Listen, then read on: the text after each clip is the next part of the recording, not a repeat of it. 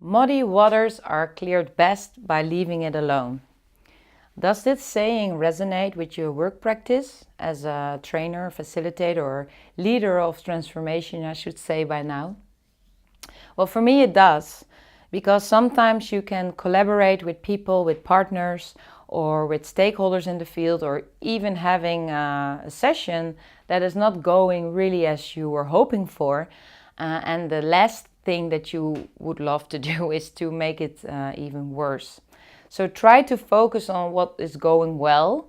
And if people have a discussion or they do not like something about your style of your workshop or whatever, leave it for a little bit and come and continue the dialogue after the session, or even better, a few days after the session. Personally, I cannot stand unfairness. So if a situation, according to me, is not fair, I often have the tendency to dive into it and try to arrange things.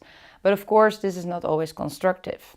But on the other side, you do not want to ignore the situation and turn your head towards the other side and pretend nothing happens, because ignorance is maybe even more harmful for a relationship than starting a conflict, in a sense. And it might sound as a paradox, but ignorance is not even getting you into a dialogue, and a conflict is.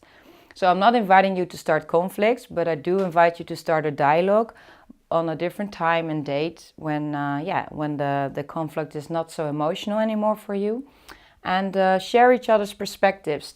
Try to stand in each other's shoes. It's not very difficult to do that. You can invite people. Imagine how it is for me standing in my shoes. Okay, now we'll stand in your shoes. What is our shared mission? Hey, I understand you way better now.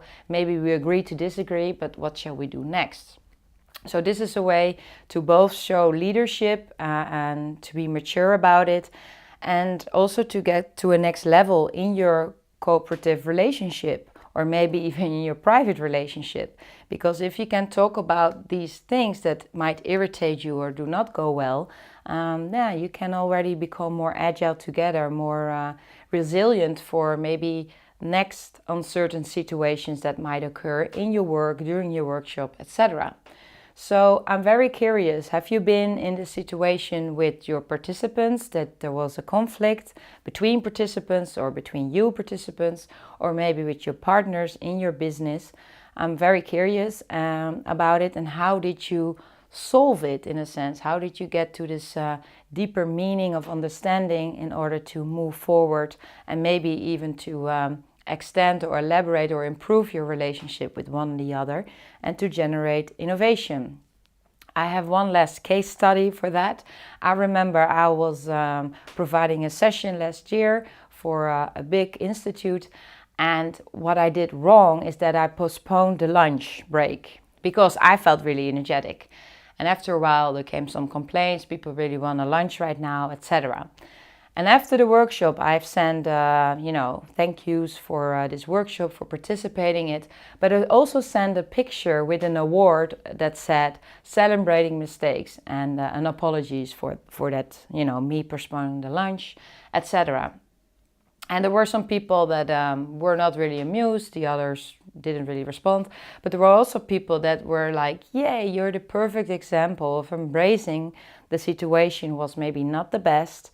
And because of that, it's already a learning for us. It moves even beyond the workshop itself, which is not for me a theater at the moment. It's life. So why not taking it with us in a sustainable way?